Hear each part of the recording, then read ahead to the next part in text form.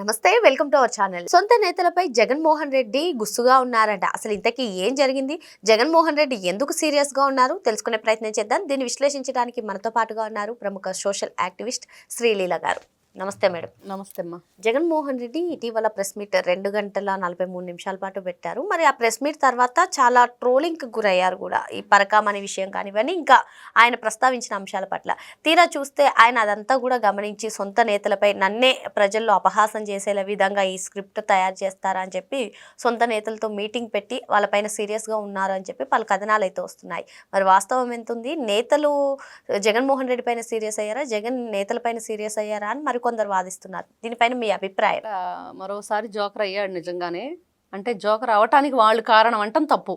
Already నా పాపం తిక్కలు పిచ్చిగా ఉంటాడని చెప్పి అందరూ తెలుసుగా. పిచ్చి పిచ్చిగా మాట్లాడతాడు, తిక్కలుగా ఉంటాడు, లేకపోతే అయోమయం జగన్నాథం, లేకపోతే లండన్ ముందులు అయిపోయినాయి, ఇలా ప్రజలందరూ కూడా కామెంట్స్ మనం చూస్తూ ఉంటాం ప్రతిసారి.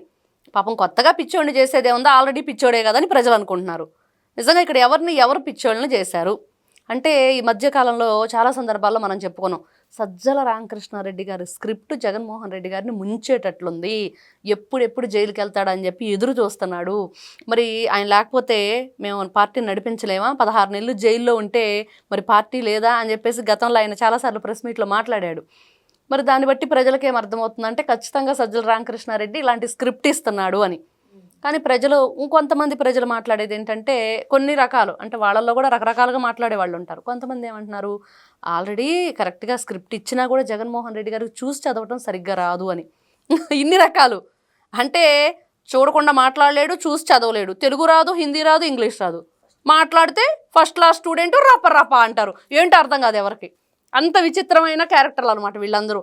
మళ్ళీ ఈ రోజున బుసబుసలు జగన్మోహన్ రెడ్డి వాళ్ళ పార్టీ నాయకుల మీద అని. ఎందుకు వాళ్ళ మీద మీరు సీరియస్ అవటం? మీరేం చేశారని చెప్పి సీరియస్ అవ్వాలి? మీరు మాట్లాడిన మాటలన్నీ తప్పే, ఉన్న స్క్రిప్టు తప్పే, అసలు వాళ్ళు చేసిన పనులు తప్పని చెప్పి వాళ్ళని తిట్టండి, బాగుండిద్ది. తప్పుడు పనులు చేశారు, పిచ్చి వేషాలు వేశారు, అడ్డగోలుగా రాష్ట్రాన్ని దోచేసుకున్నారు, నిలువు దోపిడీ చేసేశారు. మనం దేవుడికి నిలువు దోపిడీ ఇస్తాం, దేవుడినే నిలువు దోపిడీ చేసేసారు వీళ్ళు. ఇంకెక్కడైనా మనం విన్నాము ఇట్లాంటివి? అంటారు పెద్దవాళ్ళు, వీడు గుళ్ళో లింగాన్ని మింగేవాళ్ళు అని చెప్పి. అట్లాంటి వ్యక్తులు అనమాట వీళ్ళు.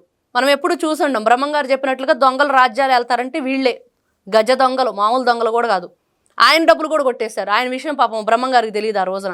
లేకపోతే ఆయన అది కూడా చెప్పేవాడు, నా డబ్బులు కూడా కొట్టేస్తారు వాళ్ళని. ఇంత నీచంగా దిగజారిపోయి చేసిన పనులకి జగన్మోహన్ రెడ్డి గారు వాళ్ళ నాయకులు చేసిన పనులకి ఈయన సంజాయిషీ చెప్పడానికి వచ్చాడు ప్రజలకి. ప్రెస్ మీట్ అని చెప్పెట్టి మీరు అంటున్నట్లుగా 2 గంటల 43 నిమిషాలు ఏదో పని పాట లేదు, దోచుకున్నాడికి దోషాలే ఉండవని చెప్పి దోసుకు తిన్నారు. శుభ్రంగా ఒక 2 గంటలు మాట్లాడతాడు, వెళ్ళి ఎలహంక ప్యాలెస్ ఎగిరిపోయి అక్కడ శుభ్రంగా రెస్ట్ తీసుకుంటాడు, కాలు మీద కాలు వేసుకొని. ఆ సినిమాలో మనం చూస్తూ ఉంటాం, గుండు రామిరెడ్డి గారు అని చెప్పి ఫేమస్ విలన్ ఆయన పాపం హార్మోని వాయిస్తూ ఉంటే వేణుమాధవ్ వచ్చి కూర్చుంటాడు. చాలా బాగా వాయిస్తున్నారు మీ సంగీతం అని చెప్పేసి. తీరా ఒక 10 నిమిషాలు ఉన్న తర్వాత ఆయన కాళ్ళకి సంకెళ్ళు ఉంటాయి, కాళ్ళకి చేతులకి. అప్పుడు చూసి పిచ్చోడని చెప్పి అర్థమైద్ది. అలాగా జగన్మోహన్ రెడ్డి గారు ప్రెస్ మీట్ పెట్టేటప్పుడు ప్రెస్ మీటా, బాగుంది, మాట్లాడదాం, ఏం వింటాడో విందామని చెప్పి కూర్చున్నాక కాసేపటికి అర్థమైద్ది అనమాట, ఇది పిచ్చోడు పెట్టిన ప్రెస్ మీట్ రా బాబు, మంచోడు పెట్టింది కాదు అని. ప్రజలు ఈ రోజున ఏ విధంగా ఆలోచిస్తున్నారు, మీ గురించి ఏ విధంగా మాట్లాడుకుంటున్నారు, కొత్తగా మీ గురించి మిమ్మల్ని వెర్రి పుష్పాలు చేసేది ఏమీ లేదు. ఆల్రెడీ మీరు వెర్రి పుష్పాలని ప్రజలు అంటున్నారు. ఎందుకంటే నీతికి నిజాయితీకి అన్నదానికి ఈ రోజున కూటమి ప్రభుత్వం ఏ విధంగా పనిచేస్తుంది, అవినీతికి అబద్ధాలకి ప్రతిరూపంగా వైఎస్ఆర్సీపీ పార్టీ గతంలో ఏం చేసింది. కానీ జగన్మోహన్ రెడ్డి బయటకు వచ్చినప్పుడల్లా అవినీతి చేసేది చంద్రబాబే, అసత్యాలు చెప్పేది చంద్రబాబే అని చెప్తారు కదా మేడం. అంటే ఏంటో ఆయనే చెప్పాలి, అవినీతి ఏంటో అసత్యాలు ఏంటో. ఆ మాట అంటున్నాడు కదా, అవి కూడా విత్ ప్రూఫ్స్. ఏ రోజన్నా సరే ఒకటన్నా చూపించారు వీళ్ళు? అసలు ఆ ప్రెస్ మీట్ ముందు ఎవరు ఉంటారో తెలియదు, ఏమి అడుగుతారో తెలియదు, ఎందుకు ఎవరితో మాట్లాడుతున్నాడో తెలియదు. ప్రెస్ మీట్ అయితే పెడతారు. గతంలో ఆయన ముఖ్యమంత్రిగా ఉన్నప్పుడు ఏ రోజు మనం అన్ని రికార్డెడే. ఈ రోజు కూడా రికార్డెడే తప్పించి ఆయన ఎప్పుడు కూడా మీడియా ముఖంగా రాడు, మాట్లాడడు. ఎందుకంటే చేత కాదు కాబట్టి మాట్లాడటం.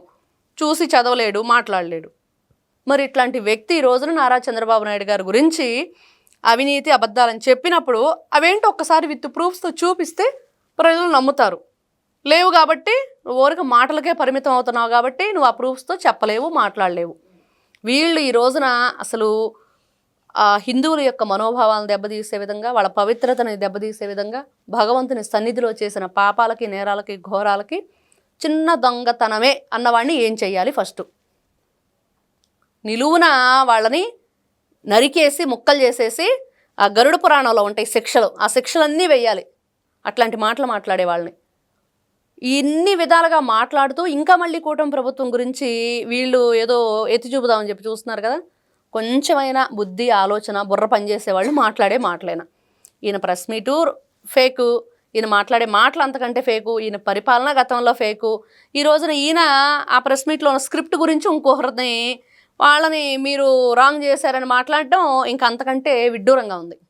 అంటే జగన్మోహన్ రెడ్డి ప్రెస్ మీట్ పెట్టి నేతలపైన సీరియస్ అవ్వడం ఎంతవరకు కరెక్ట్ అంటారు? అంటే ఆయన అసలు దేనికి పెట్టాడు అంటే కేవలం ఈ స్క్రిప్ట్ గురించే పెట్టాడా, లేకపోతే మీరు సరిగ్గా అబద్ధాలు చెప్పట్లేదు, అబద్ధాలు అతికినట్టు లేవు, మనం ఎన్నో సందర్భాలు చెప్పుకున్నాం వీళ్ళు ఏ అబద్ధం ఆడినా కూడా నమ్మేటట్లు ఉండవని.